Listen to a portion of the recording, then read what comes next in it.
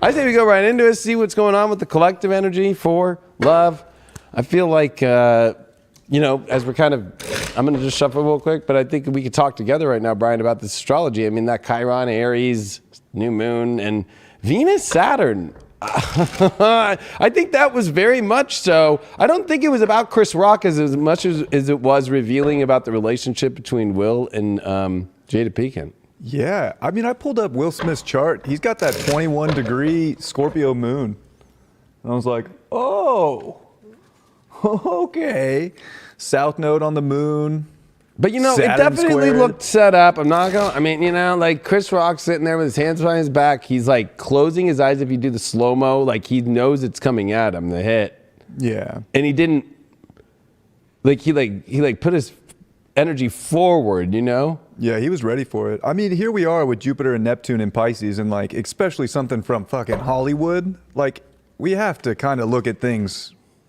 We got to just assume there's theater going on with life right now, especially from the theater capital of the world. Yeah, and there's also all this Aquarius, so there's that unpredictability. But I think we were all we were hearing the rumors. Like, I thought Zelensky was going to show up and get best award for fucking actor of the year, Best dance or something, and maybe best dance. But it was Will Smith getting it and then crying, and then I don't know if you saw the weird shit that was behind that. Yeah, that triangle stuff, man. The triangle. Oh, man, I don't know. It was not a good look. Or who it was sponsored by. Oof. The usual suspect. The usual, come on. I think that's the first time in history, a fucking... I went to the Oscars in 2014. Very hard to get into the Oscars. It's not like you just go buy a ticket.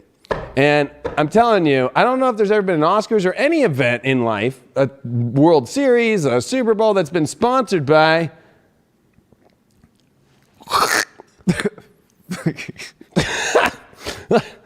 I'm not talking about Botox either, you know what I mean? No. Sponsored by GMI. Not that injection. Yep. So... I don't know, but it's fucking a new moon. Weird. Creepy. So maybe we're going to get out of some of the creepiness of that Pisces season, some of that, and start some things here. Yeah, and Venus at least getting off of Saturn, and she's had Mars, on her ass forever. Yep. And then actually on top of her too. This is definitely Venus going, thank God. Although there is the square to the nodes here. Right, but it's also Juno, Saturn, Yes. Venus in Aquarius. So, there's something about relationships right now and transcending into new ways and relating in new ways and sort of futuristic. How's that going to look with people? A lot of deprogramming, I think, when it comes to that kind of stuff, too. Yeah, and the dark moon in Pisces this week. Yeah. Coming over Jupiter, Neptune, which Jupiter will be 2 degrees away. So there'll be a moment where it'll be Neptune 21, or it'll be Jupiter 21, the dark moon 22, and then Neptune 23. That's something else.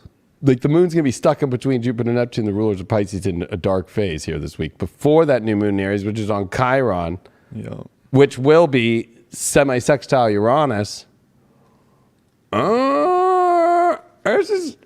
It's going to be weird. I'm excited to see what the cards have to say. Let's just go into this right now. I did a nice shuffle. Let's just see. First cards that we got here. What do we got? We got an Ace of Wands reversed here. Challenge is an 8 of Swords reversed. We got a 5 of Wands reversed. And we got you know what? There's nothing. Victory's yours this week if you know how to not keep being stuck in your own head of toxic places, toxic people, or just toxic energy. This is getting away from it. I feel like people are excited about things, but they're like, I don't know. There's a hesitation. And I think a lot of the hesitation is getting stuck in your old traps, especially with that 5 of Wands in reverse. Nobody wants conflict, but also at the same time, I think it's more about not being afraid of whether or not anything might happen. I think that there's a lot of fears. When you're a 6 of Wands show up, victory is yours. You're not afraid of the results. You're not afraid of what your truth is. You're not afraid of what is going to bring you victory in your life. You go on that quest. So it's interesting to see that that's all showing up. Page of Wands, though. So it might feel like, these new energies, these new starts, maybe we're taking them a little bit too big or serious, looking for this big door and all the opening of this new area, when it's pretty simple. Page of Wands, although it's a very youthful card, but it's about the excitement, the fun, the flirting. It's a very young card, though. And we got a King of Cups, though. Yeah, I feel like the King of Cups isn't afraid of conflict. I was kind of just channeling that, to be honest with you. I was like, it's reversed, but I was like, the King of Cups is not afraid of, relationships.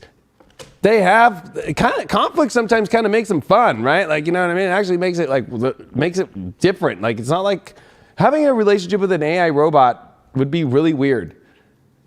Like, no conflict, like just it would tell you everything. Yes, do that. I will do this. Like, you know what I mean? It's kind of like people who order like Asian brides. I'm always like, that's so weird. See that a lot in California. So it's like, it's just like, I just tell her what to do. I'm like, that's fucking weird. So I feel like this is definitely about realizing, let's see. Oh, look, yeah, this is all new beginnings and a lot of endings here into the new beginnings. This world card showed up, and I like this. I feel like this is kind of like bringing us into the gateway of this whole new energy. And I think when you feel lost, like I don't know where it's going or anything like that, it's like just take it one simple step of positivity and excitement at a time.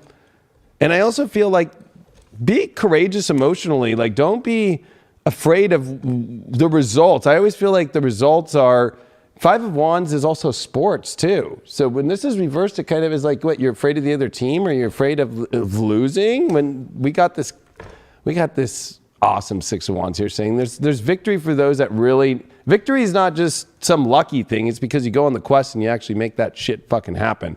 And I feel like a lot of people are kind of afraid right now to do that. So we're going to find out, like, well, how do people get out of being afraid of that? Oh, Two of Wands reversed. I feel like, you know what? It's, again, maybe you're overthinking the way everything should look. And it's like victory, you don't know what it's going to look like on the other side of how you get to that victory. You go on the quest, you don't know. You could be like, well, on the quest, I don't want it to be raining, or I don't want it to have this, or I don't want my sword to break, or I don't want that. Shit happens. And I think that, you have to go into it and you only become victorious if you stay with the things in life that make you feel good and get to the ultimate prize. I think if you have too much of this is how it's got to look at my life. If you've got a whole list about how my relationship life should look and all the rules and all that, this is going to be horrible for you. Well, you know what? In Avalon, we just got channeled the lady of, I should just call her the lady of fucking, I don't want to do shit. She's outside of Camelot. She's sitting there and she's literally dreaming. And it's a card that is about love, so that's good. And imagination, but also this illusion too. Like, she's got this little scribe here that's showing her like, oh, this is my message that I want to give out. But she's also outside. It's like she's waiting. I think we're all like sitting here kind of waiting for, especially if you see that lantern, that's like the hermit lantern, right? Like it's guiding in the right direction, but she's also asleep. And she's kind of expecting somebody to come save her in a weird way. I think that this is about, you got to let your message be known. Like you've got to do something. You just can't be just sitting and you can't be a lady in waiting is a good example, right? Like I got a feeling like, you gotta be communicative. You gotta say something, but there is that love element. Like she's willing to do anything. She's guiding herself to where she wants to go, but then she's not getting off the boat and going towards Camelot, towards the love. She's just sitting there, just being weird. And that to me is weird. I feel like people are just kind of like getting right to the line of where they really want to go, and then just kind of like plopping down and I don't know what to do. That makes sense. Yeah. I don't know. I'm already going into vampires. We're not there yet. We're not there yet. The first reading, I always got to find which cards are. There we are. They're in a different spot every time. They are, and I probably should praise that. But I don't go off preset. Like when I DJ or nothing, especially in channeling and spirituality or readings or anything, I don't do this whole like, let me do my preset checklist bullshit. It's like, no, I'm going with the universe. How things are. Well, we did get the 7th house of partnership, so I'm feeling like, wow, this is definitely a big week about this new gateway. I'm calling this a gateway card with the world card here because it is a gateway to me. It is the gateway to the new world about relationships, getting out of toxic energy in our own minds. And again, I think our mind's going to be our worst problem. And especially, but there's all this union energy that's coming in victory towards it. But again, I think that, if you're going to be too much on trying to hold the world a certain way, it's got to be this way, it's got to be that way. That's not going to work out. It's definitely not going to work out. What do we get with this 7th house partnership here? Oh, we got release here. So that's kind of interesting, especially look at that knife there. I think that we are, cutting through the bullshit about relationships, or at least cutting the ones out that don't work in order to get to the ones that do. But at the same time, it also could be definitely some release about some tension or some toxic things that have been happening in relationships. And definitely getting to this more freer zone, which I definitely like. Now we can go to the vampires. Now we can check in what's going on with the shadow. Well, we got enlightenment, inspiration, epiphany, and innovation. The shadow here is that we don't feel enlightened, that we don't feel like there's an epiphany or the innovation or especially this inspiration. And I think that's kind of sad because I think that's what this Ace of Wands in reverse is kind of saying is like, we actually have the inspiration. We actually are excited, but then there's something that's been kind of blocking us. Plus, we got the sleeping. She's right there, but she's sleeping. I don't know. I'm feeling like this is definitely an energy of like, yo, stop putting that shadow. That amazing, crazy, radical things can happen. Yeah, and don't downcast your pride. This is the shadow of the shadow. It really is like. You want to have the pride in yourself, the pride of love, the pride of what you want to go for. And I feel like this is about not being afraid to express yourself to people. If you think someone's hot, tell them that they're fucking hot. If you want to be with someone, tell them you want to be with them. If you get rejected, move to the next fucking thing in life that it's supposed to go to. This is definitely where the lovers are going to win and the ones who don't want love are going to not do too hot. So if you get rejected or things don't go good and don't push your pride down, be like, they're not in the love fucking game right now. They're not all about love. And you're going to have to learn in life. There's just some people that aren't ready for love, and that's okay. There are people that are. Look at that. That fucking Ganesha comes through with the capacity to fucking love. Like, it's like, who's got the capacity to love? Who doesn't? That's going to be a big thing that's coming up. I'll even pull one more card on that. I really want to find out. Oh, look at that. Page of Pentacles. People that are willing to take the offers. They've got the capacity. They're willing to whether receive or give that amazing pentacle that's there. If you're single out there this week, pay attention to, the Emperor. It's definitely time for you to definitely either attract somebody that's definitely in their power and you showing that you're in your power. If you're in your kind of weak energy or you don't want to take action on things or the people that you're going after doesn't want to take action, move on. Don't do it. How can you avoid heartbreak if you're in a relationship? That's going to be kind of a weird, we need a little, there's definitely some tension in relationship energies right now that need to be worked out. I don't know if they can be saved. I mean, I'm talking generally, so it's kind of hard to go, but it's just about how do you get rid of something that feels too heavy in the relationship right now? There's definitely some red flags that have shown up, and there's definitely the fear of heartbreak going on, and that brings a lot of tension. And too afraid of something ending. So, those relationship people, definitely there's a lot of things that are going to have to be worked out, especially when it comes to not being afraid of maybe letting go of your fears and letting go of whatever's feeling too heavy in the relationship. See what happens instead of being so afraid. Oh, I can't because this, and they pick up the kids every day, or they do that, or or they're the reason I have a house, or all that shit that you're afraid of. That's not this kind of shit that you want to be holding on to for a relationship. Sex-wise this week, the High Priestess. Oh, it could be some real magical, crazy like shit there. Although you never know with the High Priestess. She's got that moon card there. She always looks like you don't know, and then. I don't know. It's definitely going to feel like some mystical, fucking magical, fucking. Also, at the same time, though, you could definitely feel like somebody's looking really good and then they're really not, too. So, got to put that out there at the same time. I forgot. What do I do next? I do They Think These, and then, we do the villain last now. What's going on with this Oracle stuff here? We're using the Infinity Oracle. It helps us get a better picture of some keywords that we can understand for this week. Life-changing decision. That's a pretty big one with that world card that we got at the center of the piece here, especially with what I see and the capacity to love. Big life-changing decisions here on what kind of world that we want for our love lives and the new beginnings and the inner strength. Definitely coming up. And slow and steady. I feel like, it's about slow and steady to me. Like people kind of go, oh, take it slow. It's like more like, no, slow and steady is a force, right? It's like a Mars and Taurus energy. It's like, yo, like, this is how the fucking train gets moving. And then the power is so intense. And I feel like this has been the slow and steady buildup of your inner strength to make a big life-changing decision this week. Holy smokies. Well, let's see right now.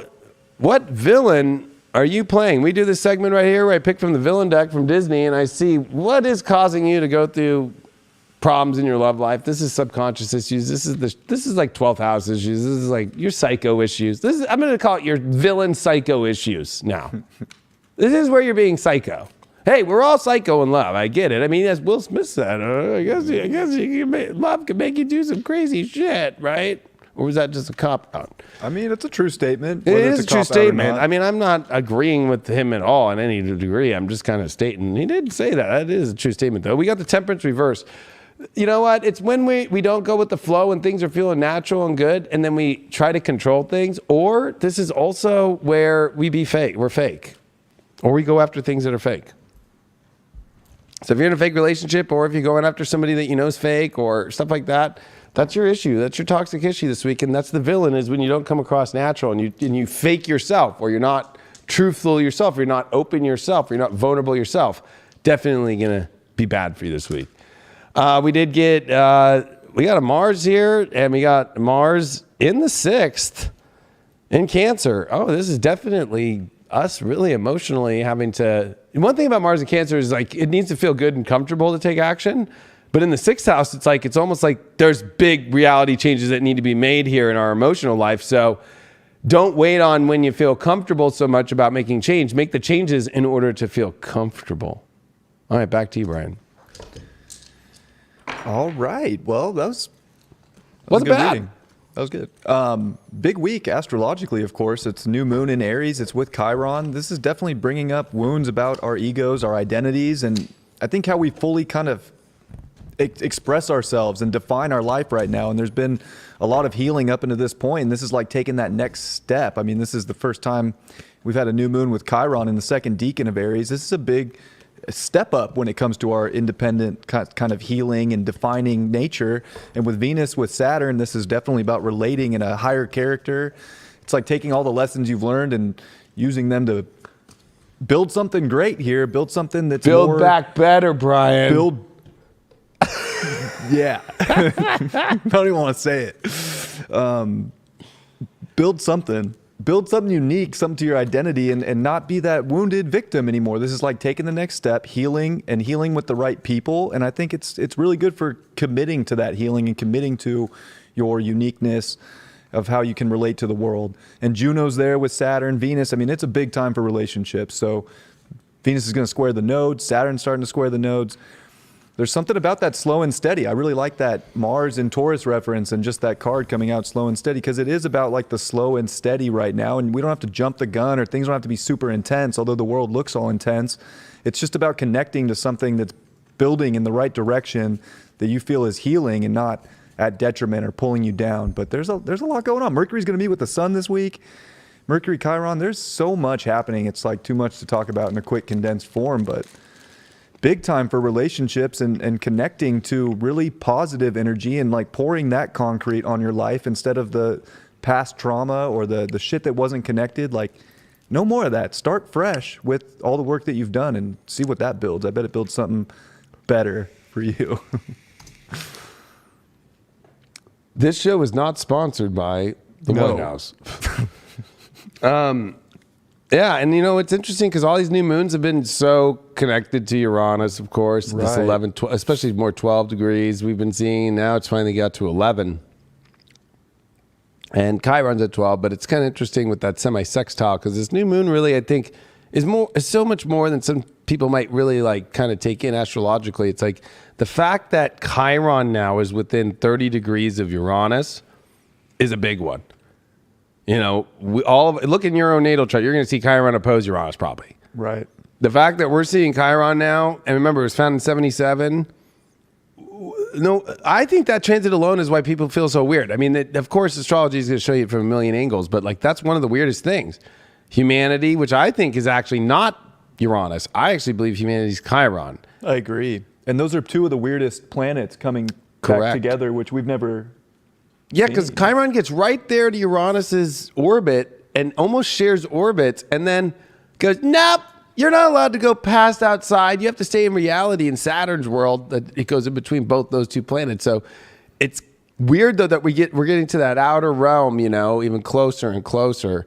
And I just feel like, you know, right now it's definitely, especially for relationships, realizing the new relationship model is not so much of a model that we see from like, you know, the media or like how we see in society. What we see at the Oscars. Yeah, exactly. It's this more inner, vulnerable. And also teamwork, which I think why you see the twin flame thing online so much in the spiritual community, like this whole Uranian Chiron, like it's like going to save the world kind of energy, right? Like through being vulnerable and by accepting each other's differences, uniqueness, and seeing the wonders in that. And you know, it's not about putting on the show anymore. Yeah, it's really like seeing how human each and every one of us really all are. The show's not going to work. Like, you know, pulling up in a cool car and walking out and being like, hey, what up, I'm Mr. Sexy. Like that's not going to work anymore. It's a turnoff. You know, but you know, it's like now it's like, I guess if you're roasting, you know, marshmallows down on the beach and you're talking about your chakras aligning. That's hot. Those panties come right off. Woo! Let's see, this is the first zodiac sign for this week here, this crazy week. That is this new moon in Aries. We are doing spiritual dance music, by